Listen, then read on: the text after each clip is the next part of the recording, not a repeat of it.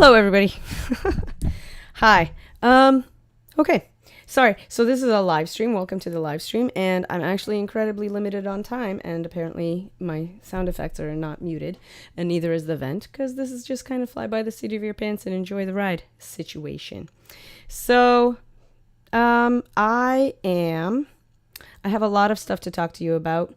And I am very excited to talk to you today because welcome to the live stream. So today's live stream is going to be about fundraising.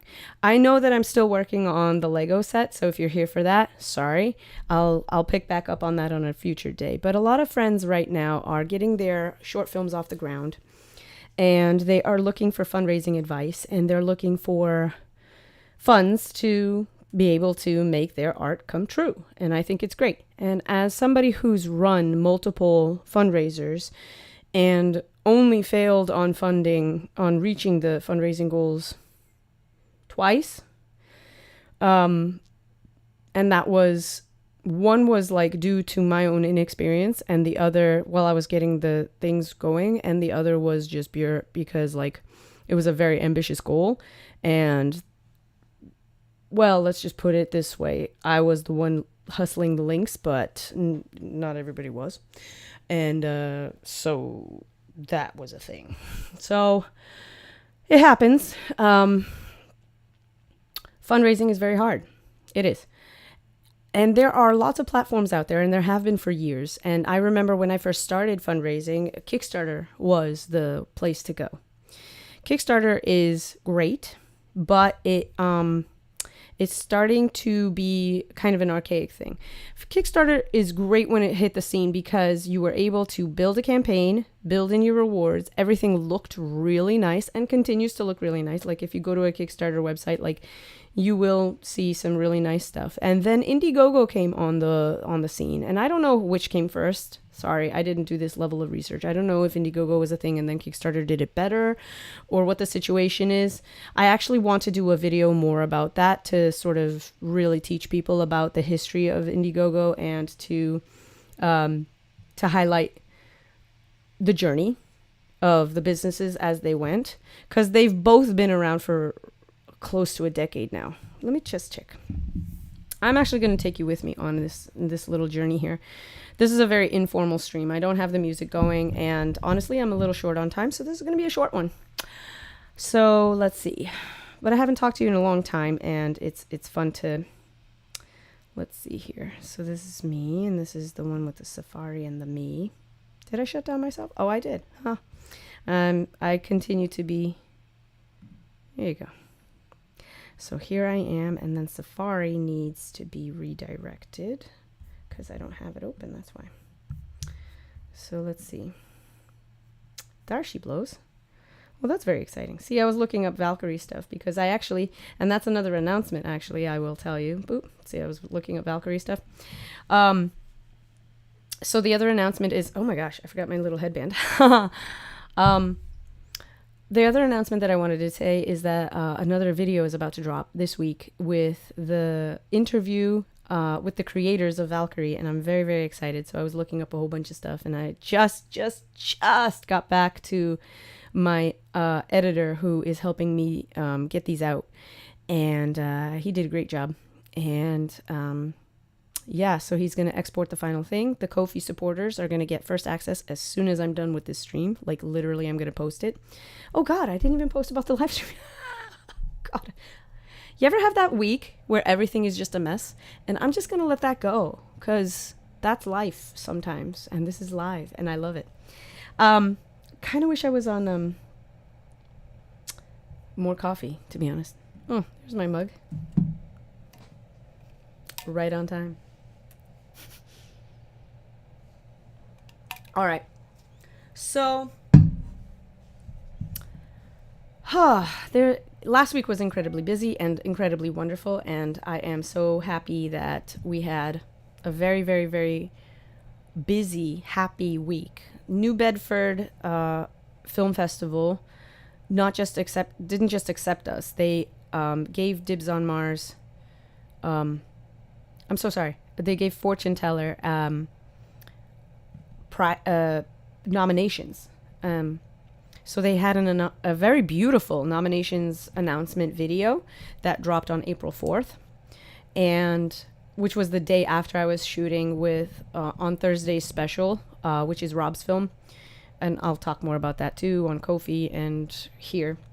And I was working with two of the people that appeared in that video, and it was just so funny to see their faces again. And they hadn't said anything, even though they knew about the nominations and stuff. And I got a nod for Best Director, which is my first ever Best Director nod. And I was like overjoyed, over the moon. It just meant so much to me, and still means so much to me, that, you know, one of the biggest jobs on set is to take care of cast and crew while you're making some beautiful art. So you've got like 3 lanes of things that you're juggling at any given time, because you're making sure everybody's taken care of, on top of making sure everybody is where they're supposed to be and doing what they are supposed to do to make this one singular vision come true, but also leaving room for people's creative input, and making decisions on the fly and solving problems and everything else. It's a very big job, and I love it. I love directing, and to be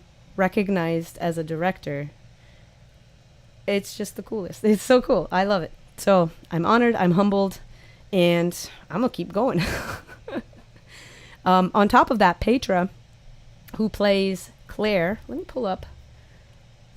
I'm gonna pull it up over here, and then I'll show it to you, because I happen to have it on the website. Boop, boop, boop, boop. Friendly Filmmaker. Nope. Friendlyfilmmaker.com. Not this one. We go to films. If y'all haven't been to my site, how come? Like, why not? Here it is. I updated the poster, and I'm going to have to update it again because we have new laurels to put on there. I should update the year. I should probably just take that off, because honestly, well, like with a film, I'm going to talk to you real talk. With a film, you guys probably know the journey. And if you don't, because you're new here, then let me explain the journey to you. So, sit down, children. Let's talk. When you make a film, it's a multi-year adventure. And you write the film, you cast the film, you crew the film, you fund the film, you arrange, make everything with the logistics happen, whether it's you solo or you with help. You put everything into place. Then you shoot the film. Then sometimes you have to reshoot the film. Then you edit the film, or you finish editing the film. Smart directors who have been doing this for a long time understand and respect the value of having an editor on set. Let me tell you that now, right now. Get an editor on your sets, because it makes the process so much better. And I know that in Hollywood it's kind of standard practice, which, think about it. Why is that? Right? They don't have them on set, obviously, but they drive the footage to the same thing, and then the director watches dailies to make sure that everything is progressing as it's supposed to, which, smart. So the idea of putting everything into 1 year is frankly comical. Because then after that, what happens? You take a film to festivals, right?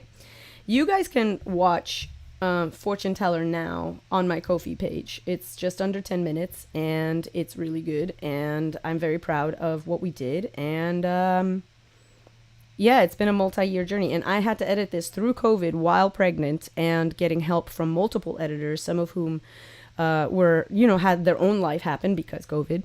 And then we finally got it done and made, and Petra was incredibly patient with us, because she's like, we shot this film and then nothing. What's happening? And I'm like, baby bump. And life. And also, I didn't forget. And we did it, and it came out great. Our editor did an amazing job. Shout out to Cameron Robbins. Hire him for all your stuff. And yeah, it's something that I'm very proud of.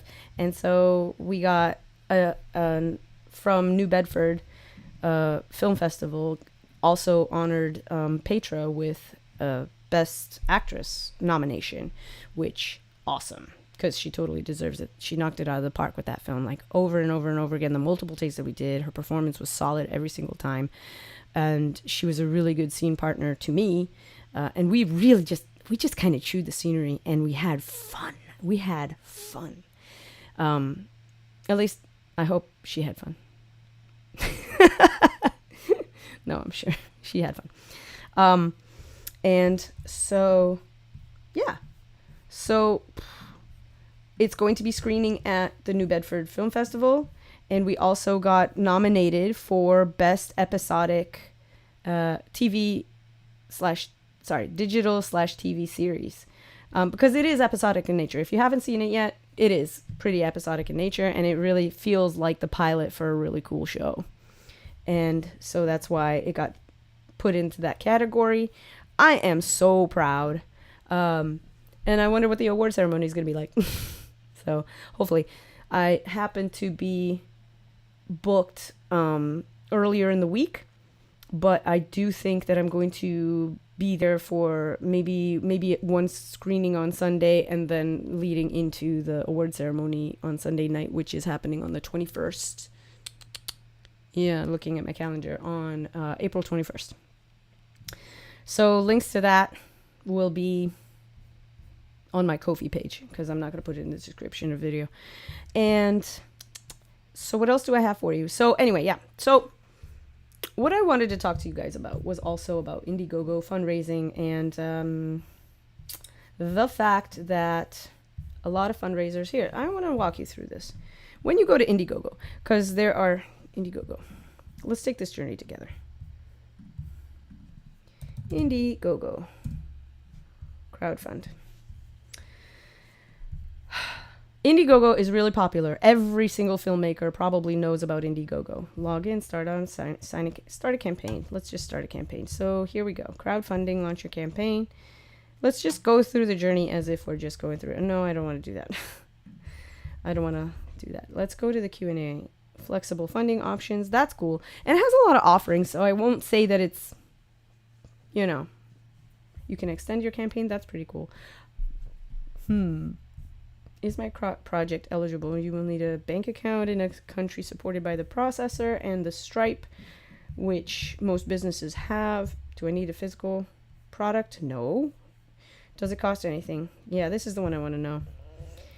See, it says right there, Indiegogo charges a 5% platform fee on all funds raised for your campaign. Fees are calculated and deducted from the funds you actually raise, not the goal you set. Our payment, yeah, okay. So like, for example, if you set an $8,000 goal, hang on, are you with me? Yeah, we're with me. So if you set an $8,000 goal and raise $10,000, you're going to be charged on the $10,000, not the $8,000, which makes sense. So it's a flat 5% fee. However, I'm interested to say what they say about Indiegogo versus Kickstarter. Interesting. The claws are out, everybody. So this is a fun little, however, oh my God, they charge way more than 5%. I'm here to tell you. They charge more, okay? And I'm going to zoom this in even more so that y'all hear me. They charge more, okay? They charge more. They really do. And they justify it by saying, well, the credit card processing took a long time. Takes what it takes, and Stripe is a processor that takes this much. And I'm here to tell you, I've worked with computers for 15 years before I did the film thing. I did film on the side while I had a job as a computer programmer full time. I have a degree in computer science, and I worked with credit card reconciliation for one of my jobs at a company that processed payments. Guess what, folks? It does not cost another 6% to take a payment. It doesn't.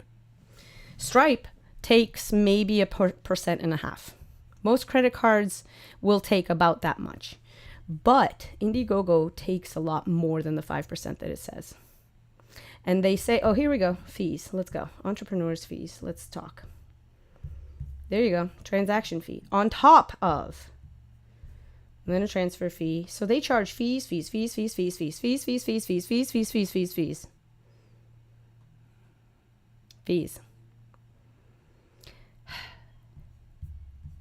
New Zealand. Okay, I mean, I get it that you're going to need to convert some cash. But this is messed up. And that's what they tell you, because I'm telling you right now, like, what's this asterisk? Payment processors may charge additional fees for the contributions coming from outside the United States, and yes. And that part I understand. So, for example, if you have some support from England, but I am here to tell you that's a 5% fee, and then on top of that, a 3% fee that they tell you about.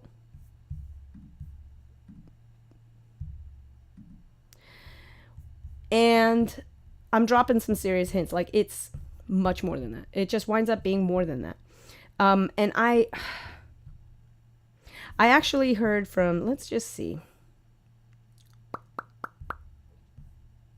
Let's see. Choose your funding type. Can I eat my money?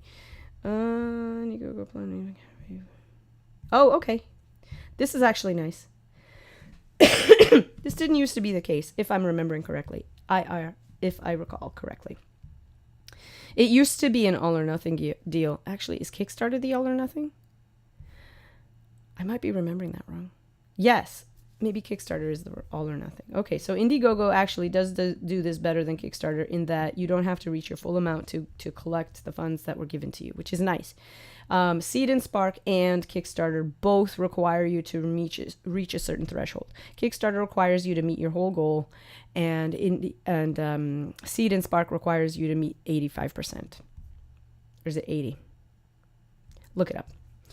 And so if flexible funding doesn't seem right for you and you have a strict go or no-go threshold, you can run a fixed campaign instead. Oh, that's cool. You only keep the funds you raise if you meet your goal. All your backers will be refunded within 5 to 7 days. Well, that makes sense. I mean, if you know that you can't run it. Like, for example, this makes a lot of sense, too, because it's like, if you know you have a script that cannot be made into a feature film for under $40K, you have to set that as a firm goal and be like, okay, I either get the $40K or everybody else should just take their money back because I can't make this film without it. You can understand the logic behind that. Please note that the minimum amount is $500. Okay. Fees and pricing. Let's read some more about fees and pricing. Oh, here we are back to this guy. Let's go in the platform fee. Yep. And then the transaction fees. This is all just, and then the transfer fee. Transfer fees or bank fees are applied each time we send funds to your bank account. Really? Your bank may charge additional fees. I mean, yeah, the bank, if you choose a crappy bank, it's going to charge you money to take in money. Which, don't bank with the people who do that. Don't do that. You have your choice of banks. Why would you do that to yourself? Indiegogo is not responsible for incurred. Yeah, I know. You're responsible for the fees you actually take. So it winds up being like more than the 8% that they advertise. I know somebody who lost like 11% of their funds based on random fees that were like this. Just let's go with the platform fee, flat 5%. Cool. Okay. That hurts already because if you're a fundraiser, if you've ever run a fundraiser in the indie sphere, then you understand you're trying to make every single dollar stretch. And when you put together a thing that says, I would need $2,000 to make this happen, and then you lose 10% of that because of random fees and the transactions and stuff. Losing $200 of that $2,000 means that you now need to go out and get $200 more because, and then saying you need, more than that, then you're like, oh man, is this even going to get funded? Because, Indiegogo wants their cut, and it's a hefty cut. And then you have other stuff that's happening. And then you just have other costs that are accruing and you're like, okay, I might as well just not make anything because honestly, that 200 hurt. You know what I mean? So if you've been in that situation, you know exactly what I'm talking about. And then you have the internal debate of, okay, well, why don't you just tack on Indiegogo's cut on top of your estimated budget, which a lot of people are like, yeah, that's what you should do. And then you're like, okay, but I don't think that I could raise that much. I could raise X, but I can't raise X plus 10% X. And so you're kind of disheartened and trying to float. It just hurts. And not only that, but like I said, back to the story of being I've been a programmer for much of my job adult career. All of this takes a lot of time to code. All of this takes a lot of time to test, run run updates, make sure that it's all good. But once it's set up, it actually doesn't take as much manpower to keep going. And so at a certain point, when you start to look around and you see platforms like Seed&Spark that only charge 3%, and you see GoFundMe that doesn't charge anything because they really want, well, the people who are in need to get every single dollar, and they ask for the donors to say, all right, it takes us some time to run GoFundMe. If you want to make sure that we can keep the lights on, then maybe kick us an extra tip. Now you've got a model that actually respects that truth, which is, it took us a long time to get here, but now that we're here, it doesn't take a long time to keep us going. And so maybe 10% is no longer acceptable.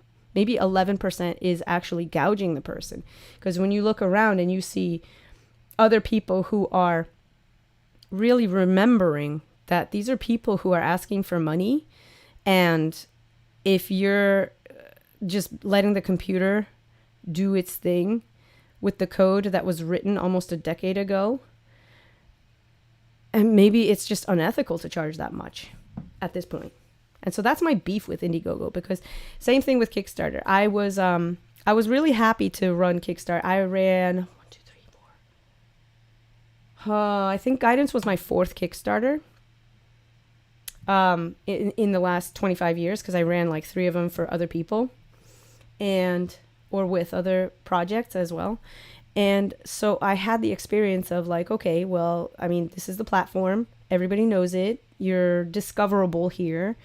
It's got a lot of value, but it no longer makes sense to surrender 10% when you could be surrendering 1% for the processing fee, or 2% or 3% for like the processing fee plus something for the people that are running the platform, so they don't have to ask for tips.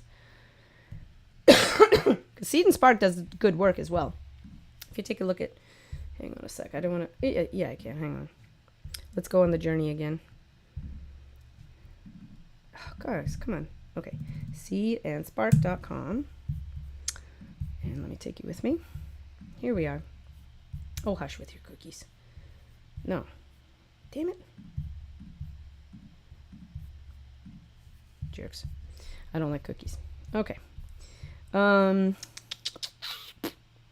So there you go. Fund a project or start a project. Nice. Good success rate. Clean website. Pretty good. Calling all creators. Let's read crowdfunding, why Seed&Spark resources, fiscal sponsors. Oh, that's cool. You can actually get fiscal Oh, that's nice. Crowdfunding 101. Let's just start there. I'm trying to find where they have, I mean, the discoverability of their fees should be a little bit easier. Ethical filmmaking. Yeah. Legal ducks in a row. Chain of the title. Sure. This is cool. Building, using social media. Interesting. They give you advice on how to, ooh, this is nice. See, I didn't find this section before. Maybe they added this. This is great. How to raise over 100% of your fundraising goal. Make a perfect pitch video. This is fun. Drop the donate thing. Get it ready, set, launch. I mean, yeah.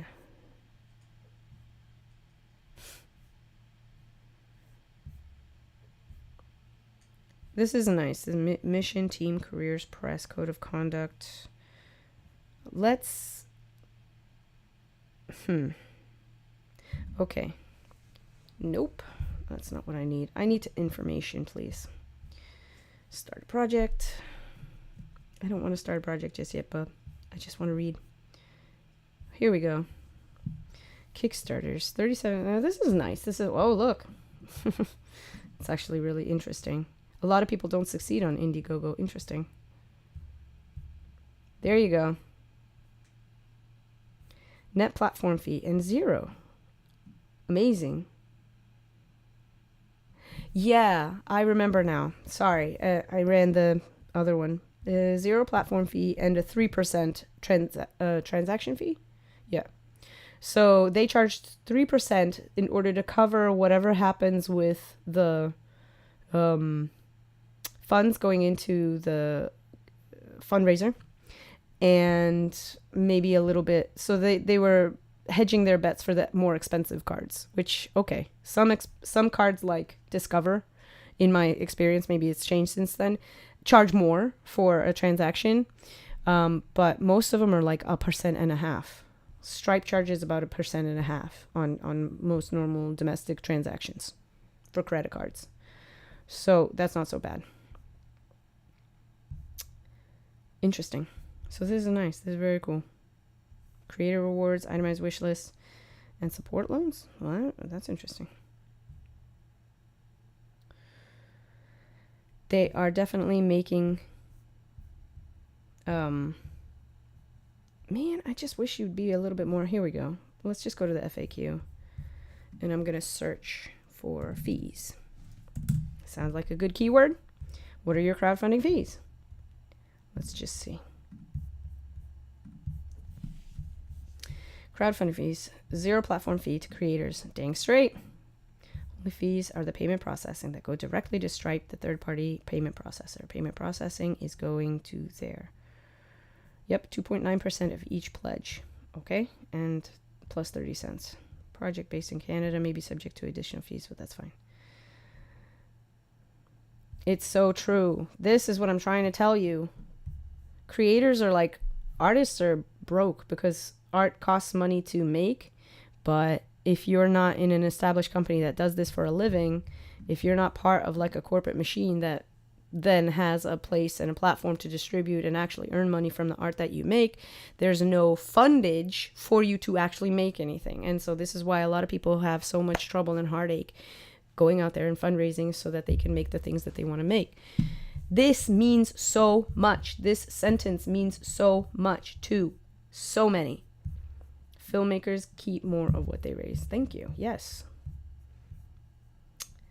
And this is annoying though.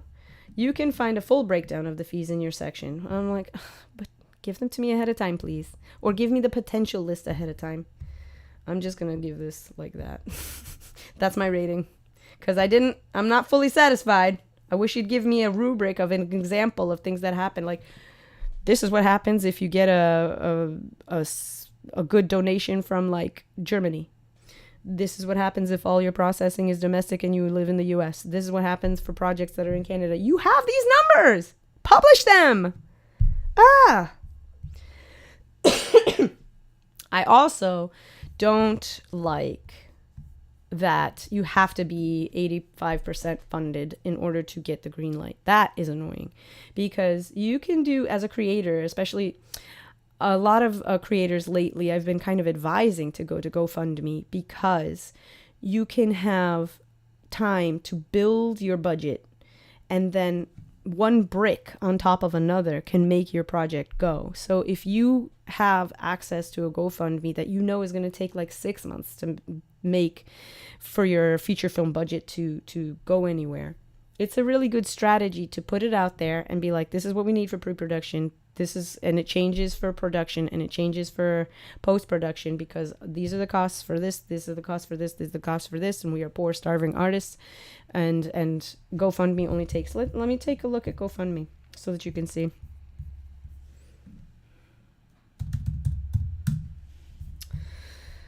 How GoFundMe works. I'm going to go back to the Indiegogo and see if I can find that article as well.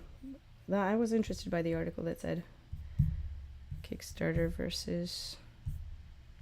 Yes, here we go. Okay, first, let me take you on a journey because I've got 2 thoughts in my head that I want to share with you. I'm interested about these clauses. I didn't see this before. Evaluating Indiegogo versus Kickstarter. But yeah, I mean, an article by Indiegogo about Indiegogo is maybe... could be biased.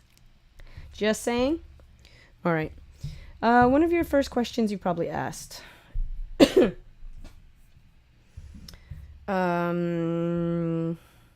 What crowdfunding platform is right for you? Yeah. partner you choose will have a major impact on your success. Potentially, because here's the thing.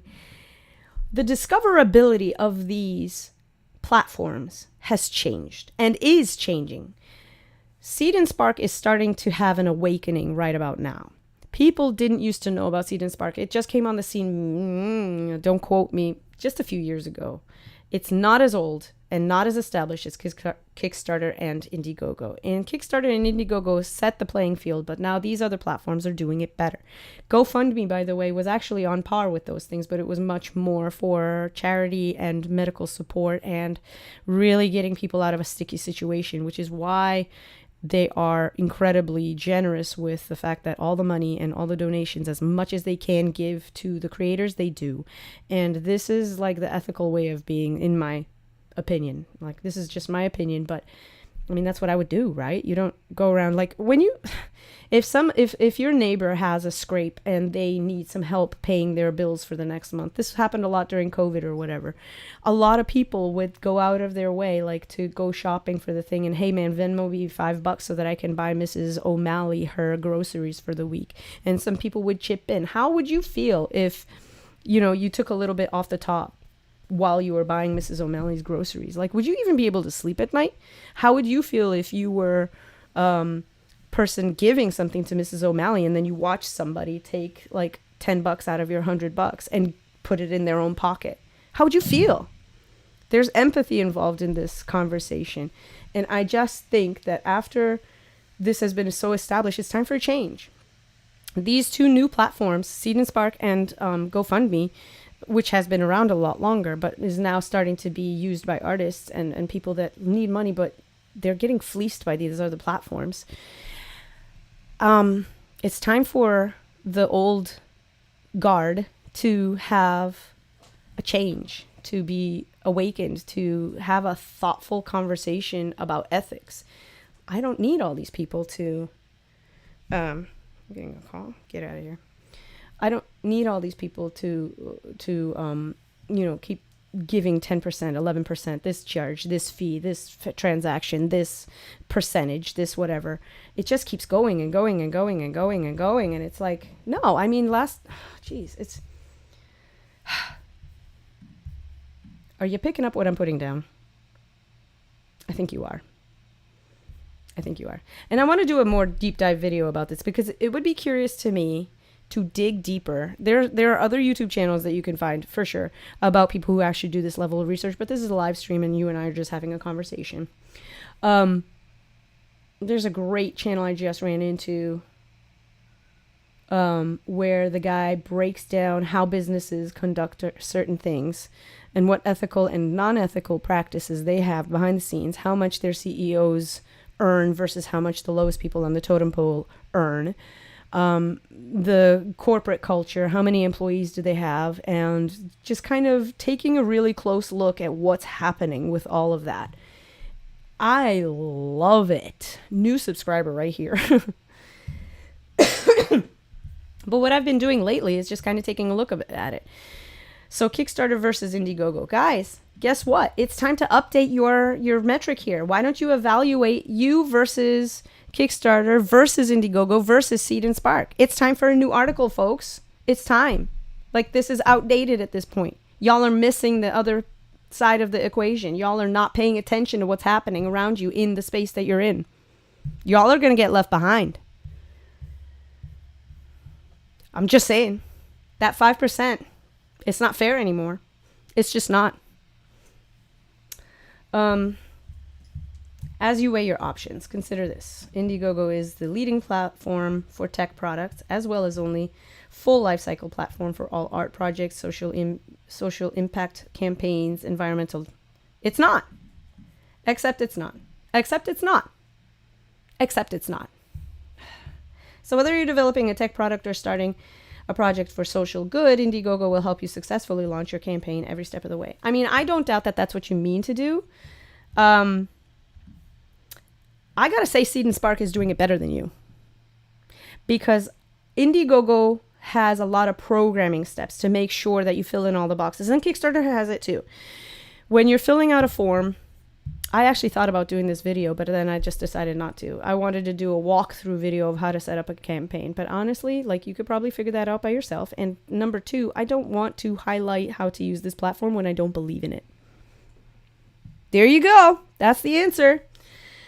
I know I'm throwing around a little salt. And for somebody who's a friendly filmmaker, I'm trying to keep things positive and more think. But I got to tell you, like, for every single filmmaker, I'll tell you what I did last week.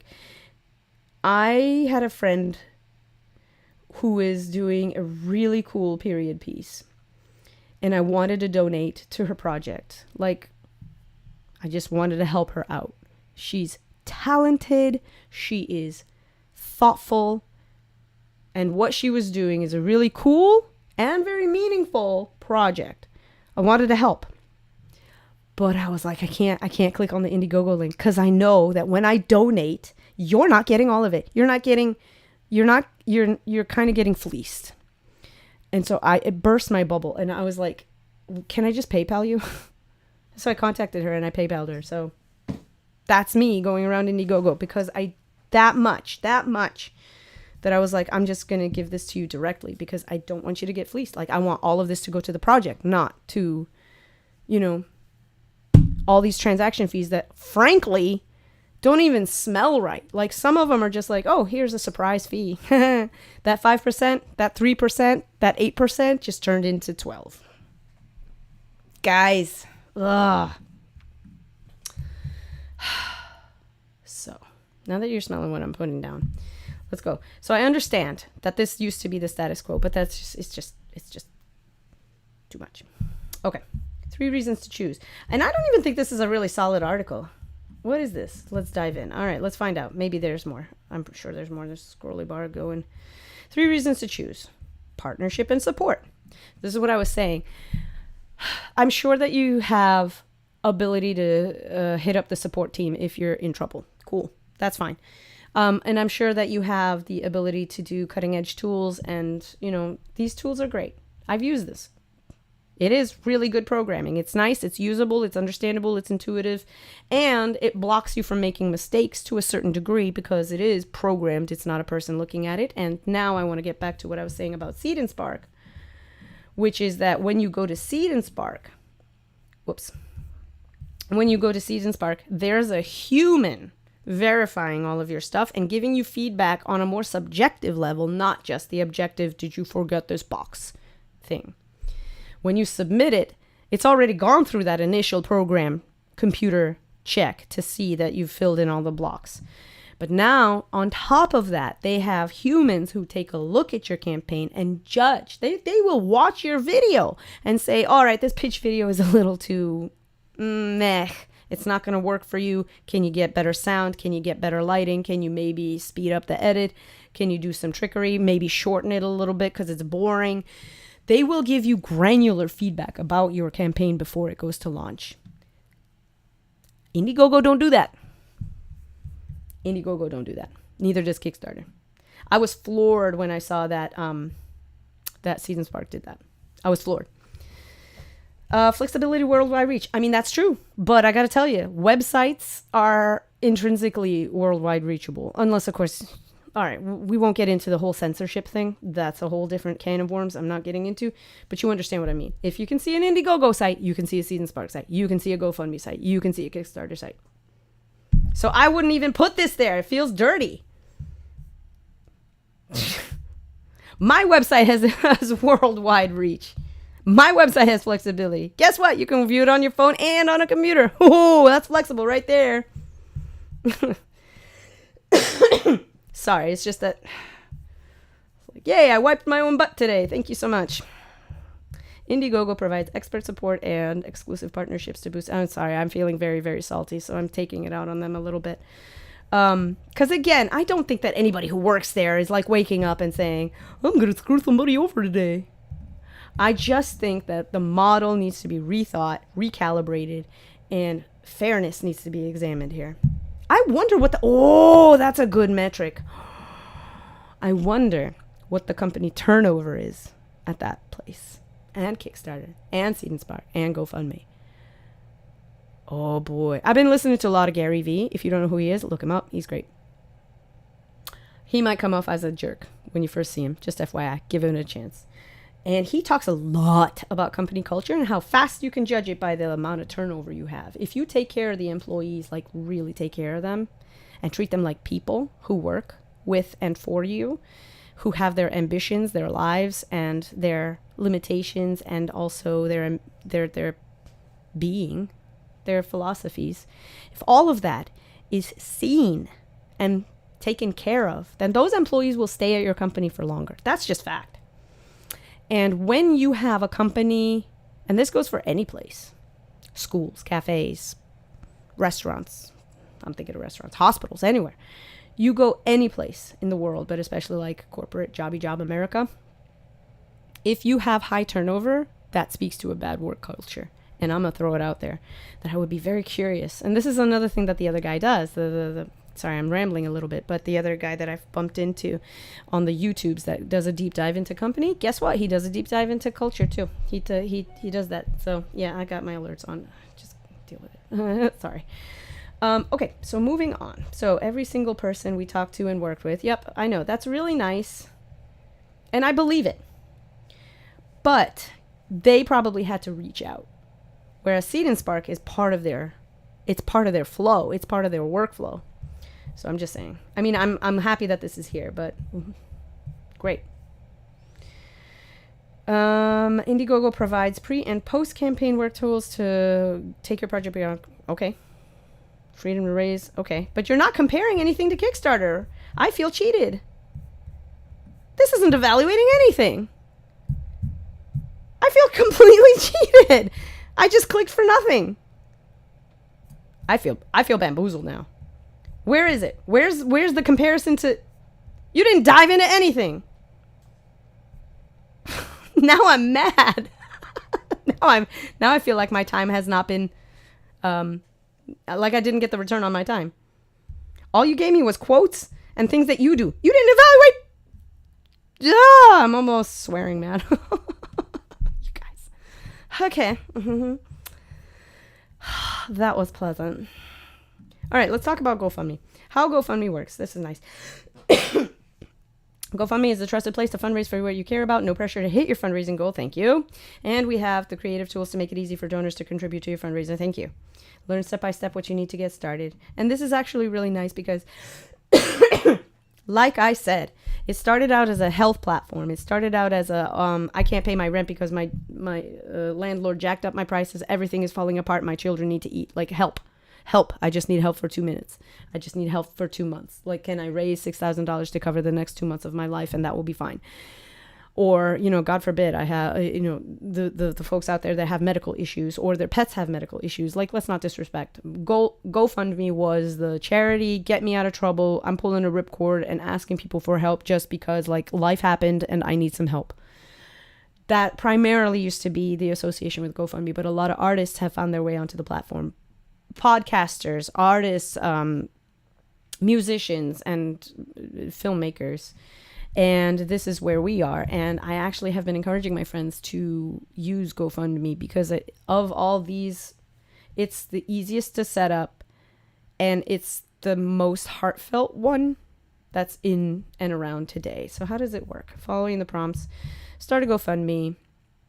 It's same sort of thing. You set up your story.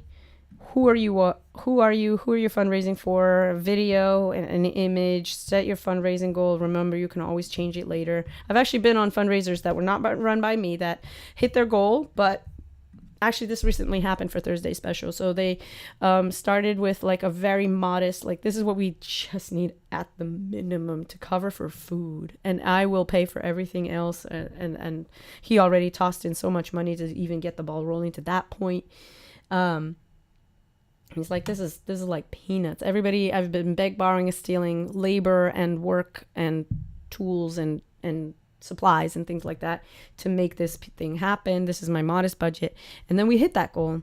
And he says, okay, well, that's great. That's fantastic. And now we can kind of, if we get this much more, we can afford the nicer thing to get a better result. Like we can rent a proper camera or whatever all else. And then, of course, guess what? There's post-production on a film as well. And other costs that happen, like insurance or whatever all else that happens too. So it's nice that you can adjust this goal. And it is, just wondering about this. Yep. And it is nice. I mean, it's good that you can update it because it adds a level of flexibility that other people don't have. So it's good to have. Find more tips on our blog to ask for donations, writing. Oh, yeah. This is freaking crucial. Oh, don't get me started, guys. I'll talk about this later. The writing a donation, thank you letter, like so important. It's so important to thank genuinely. Like, I don't know. I've had some bad experiences. I'm not going to get salty about that right now. Set up bank transfers, cool. And then one small transaction fee is automatically deducted per donation, and that's because it has to actually process the payment. I wonder what it is, though. How GoFundMe works. Common questions. Charity fundraising pricing? What's this?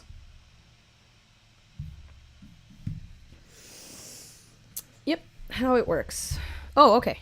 No fee to create a fundraiser. Donor contributions GoFundMe are optional. Donor contributions to GoFundMe are optional. Yep. So, yeah. Donors can tip if they want to. And then the transaction fee is this. So that's actually the same as Seed&Spark. I didn't realize. I thought it was lower. This is the same as Seed&Spark. The two of them are comparable. That's really good to know. I didn't know. I mean, this is a pretty standard rate, like I was saying when I looked at it at Seed&Spark. I thought it was lower. I'll be honest, I thought it was lower. Well, I learned something today. But still, you see that this is like the bare minimum. This is the fee that Stripe charges-ish. And the credit cards, like the higher-end credit cards, will charge this much. This makes sense. Automatically deducted, so you never have to worry about paying a bill. It's also a good thing. If you raise $500 from 5 donors, what is this? Oh, what is this? Oh, cool. You'd receive $484 payout. Yeah. Look at this! Oh, interesting. Right, because it takes $300 plus the 30 cents. And then... Interesting. So the higher the donation, obviously, the higher the percentage is taken out because you have different process. Yeah, that makes perfect sense, right? Because you have to process. This is so genius. Guys, have you seen this before? Because I haven't. This is new to me. Look at this. It gives you the brass tacks. This is what I was asking for the Indiegogo. Look at this. They're giving you BS over here. They're giving you partnership and support. Yeah, thank you. Cutting edge tools. You want to know cutting edge tool? This is a cutting edge tool. Sorry. What is a transaction fee? Explains it to you. Donors contribute in ways that are always optional. Yes, and I actually always tip when I do the GoFundMe. When I give to a GoFundMe, I'm like, thank you. Here's your paycheck too. Everything you need to get started. I actually heard, I need to look this up. Maybe I shouldn't even say it. But one of my friends, even when he's drunk at the time, I shouldn't say that either. He may or may not have had a few, but he actually donated like that week when we were talking. This was 6 months ago.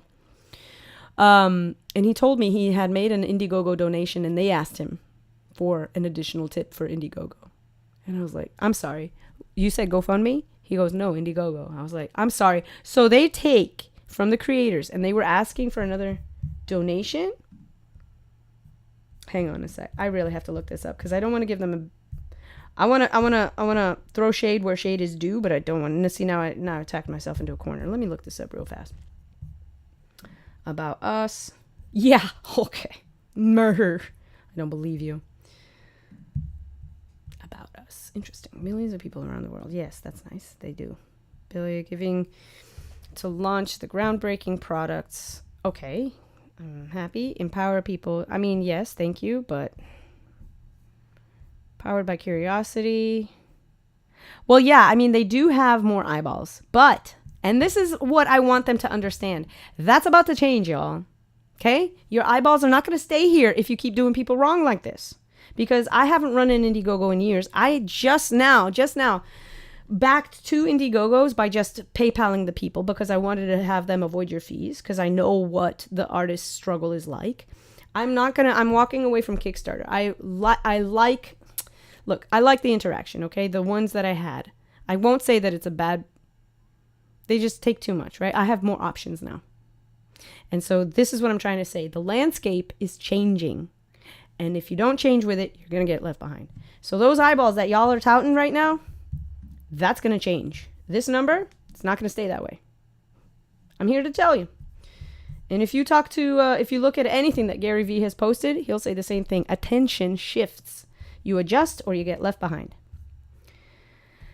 Today, our group of backers is more than 9 million people. Guess what? How many of those was within the last 5 years versus how many was before that? Do a comparison, because if that number is declining, you have information you need now.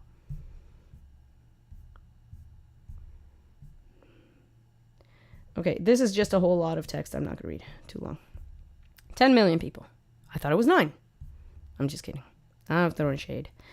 47 campaigns. Yeah, that's very nice. That's good. But I want to know, how do I press kit, blog, about us? This is nice. Help, trust, and so. I mean, all of this is great. Like, you get to verify things, and so does everybody at this point. Like, that's standard practice to keep people's donations safe. Everybody does that. Help and support. Trust and here we go. Help and support. How may we help you? Thank you for having a search. I appreciate that, though. I am going to say donations. I know. Tips on donations. Let's see if that yields any result. How it works for campaigners. Oh, here we go. What? Refund my tip.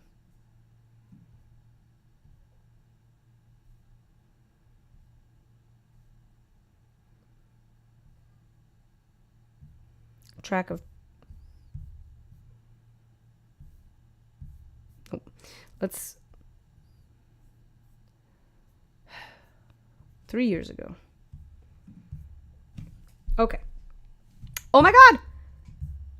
Verified for true. What? How dare you? How dare you? Okay, I'm going to come off as anti-tip a little if I don't be careful, if I'm not careful right now. But I got to tell you, I am indignant that they dare to put tips into their model, given that they take so much money away from creators as it is. How dare you? And not only that, but here's the thing, that I'm going to give you a little history lesson, because tipping, I would love to take a look at their legals now, because, okay, tipping is, in the U.S. culture, is standard practice, but it's also codified in the tax code. I want to know how they're handling the taxes now that they're asking for tips, because that is borderline tax evasion. So here's the thing. If a restaurant, which works and operates in this tipping culture, is declared as it takes tips from its people, here's the legal truth. When it pays its employees, the tip from the customer is supposed to bridge the gap between what the employer pays and what is considered minimum wage at the time of the tip. If the employee is not making from tips enough to cover that gap, the employer is responsible for making up that amount. And taxes are adjusted accordingly every single time. To make this happen. So, for example, I'll give you, it's an example. This is not true. Say that minimum wage was $20. Say that the employer paid the employee $12 with the understanding that if the waitress was going around and doing all the work and getting good tips, she'd make maybe $10 more. On top of that, she'd pay a tax on that. She would pay a tax on the $12 that she earned plus the $10 that she earned on tips. And that would be fine. But if she only made $5 on tips, she would still need, that's 12 plus 5 is 17. She would still need $3 more from the employer to bridge the gap so that she earned minimum wage, on which she would be charged an income tax. How's that for a history lesson for you? Now I want to know, does the tax code know that these mofos are charging tips? And how are they handling that? Because they're technically not registered as a tipping business. Are they? That's what my question is. Because they get tipping people, businesses who quantify themselves as a tip accepting entity, pay different taxes than those who do not. This is a corporation, last I checked. And I want to know how that works. Now I've got a beef. Oh, now I'm angry. This is unethical. Look at this. He wasn't lying. He was not mistaken. That is brass bells on those people. How dare you? How dare you? How dare you? You know how much computer programmers get paid as compared to like Uber drivers, or as compared to waitresses, or as compared to people who work at Starbucks? Do you have any idea what the gap disparity, the pay disparity is between the computer programmers or CEOs who are sitting at their desks who have already got this engine running? And here's them asking for tips when they're not even customer facing? Are you freaking kidding me? Wikipedia and GoFundMe, who literally run this basically for free, are morally allowed to ask for tips. Indiegogo already takes 5% of every campaign, and here they are asking for tips? Okay. Well, now you understand what we're talking about. So I hope you found this elucidating. I definitely threw some salt. And I'm not sorry. Because honestly, like when you're... I can't even believe about the tips. When you're a starving artist, where every dollar counts, where you are trying to pay people, where you are trying to cover your butt just a little bit so that if a $780 case breaks on your production, you can cover that cost. If you run into a situation like this, where you have a choice in the marketplace to run your fundraiser, which takes a lot of effort no matter what platform you choose. You are looking at Indiegogo, you are looking at Kickstarter, you are looking at Seed&Spark, and you are looking at GoFundMe. I think I've given you a lot of information here today about which one you should pick. And for those that have been around a while now, Indiegogo, GoFundMe, thank you for starting all of this. I just want to put that out there. The idea was great. The idea is great to put people in touch with people who might help them fund art. Thank you. There are lots of Patreon, Ko-fi, they owe you a thank you. GoFundMe owes you a thank you. Seed&Spark definitely owes you a thank you. But guess what? The landscape is changing. And what you're doing, especially Indiegogo with your tips, are you freaking kidding me? That's just unethical. Y'all need to take a look at what the consumers are doing. Y'all need to pay attention as to where the attention is going. Again, quoting Gary Vee. But he's right. And y'all need to understand that that standards change. The marketplace changes. And you can't ride the wave of your success that came before. If you are sitting on your laurels, you're going to get some people that run right past you. And I just encourage, ethics. Think about it ethically. Think about it from the person's point of view who's just trying to make it. Put yourself in their shoes as to what they would pick from a selfish point of view, and also what's right. You have these systems. How dare you ask for 5% from the creator and tips from the donors? How dare you? How dare you? Okay. I think I've said enough. I hope you all enjoyed everything, and maybe I was a little too sausalito. I might have to take this video down. I've never been this salty in my life. Maybe I'm just, getting a little crotchety in my old age. We'll see. To everybody running a Kickstarter or an Indiegogo or a Seed&Spark or a GoFundMe or anything, mad props. Props to you. I'm thinking of you. I want to see your art made. but y'all are probably going to get some PayPal deposits from me if I choose to donate. Just saying. Unless it's on the other two. Also just saying. All right. Thank you, lovely people, for joining me. And I will talk to you later. I hope this has been helpful, as salty as it was. And I will talk to you next time. Thanks for joining me. Bye. Friendly Filmmaker is a Tuba Creations production. Don't forget to like and subscribe. Find us on Facebook, Instagram, Twitter, and Mastodon. And if you like what we do, consider supporting us on Ko-fi with either a one-time donation or a membership. Members get all sorts of great perks. Check out kofi.com/friendlyfilmmaker for more. That's ko-fi.com/friendlyfilmmaker. Thanks for watching.